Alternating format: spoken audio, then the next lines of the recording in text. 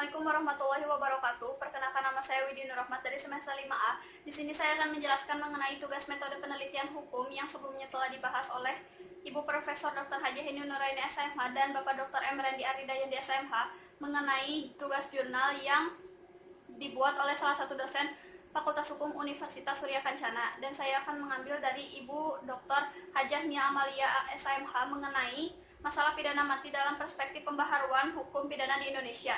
Secara sederhana dapat dikemukakan bahwa hukum pidana merupakan hukum yang mengatur tentang perbuatan-perbuatan yang dilarang oleh undang-undang beserta sanksi pidana yang dapat dijatuhkannya kepada pelaku. Dalam hukum pidana mati yang dalam rancangan KUHP baru disebut bersifat khusus.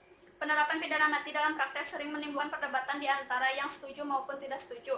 Namun kenyataan yuridis formal pidana tersebut itu dibenarkan.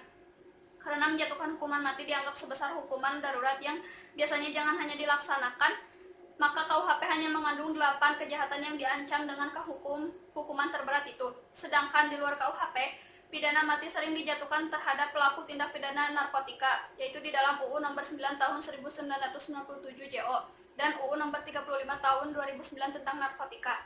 Jika terpidana selama masa percobaan menunjukkan sikap yang baik, maka pidana mati dapat diubah menjadi pidana seumur hidup atau paling lama 20 tahun.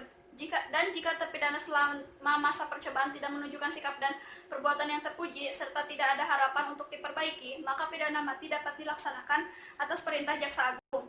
Dikatakan jika gerasi terpidana mati ditolak, maka pidana mati tidak dilaksanakan selama 10 tahun.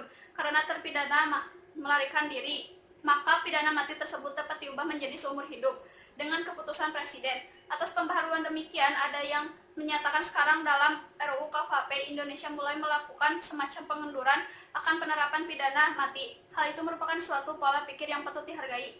Dilihat dari dasar dan tujuan perlindungan masyarakat tetap bertolak dari hasil penelitian, maka konsep tetap mempertahankan jenis-jenis pidana berat, yaitu pidana mati dan penjara seumur hidup.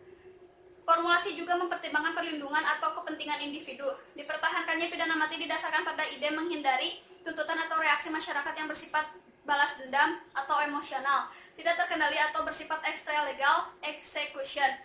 Artinya disediakannya pidana mati dalam undang-undang dimaksudkan untuk memberikan saluran emosi atau pemberlakuan atau tuntutan masyarakat. Tujuan pemberlakuan hukuman mati untuk memberikan efek jera bagi pelaku kejahatan. Dari aspek kemanusiaan, hukuman mati diperlukan guna melindungi masyarakat dari perbuatan orang jahat.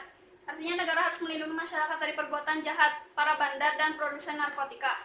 Dalam rancangan undang-undang KUHP, pidana mati merupakan pidana alternatif yang digunakan sangat selektif dan sebagai upaya terakhir. Sekian review dari saya. Wassalamualaikum warahmatullahi wabarakatuh.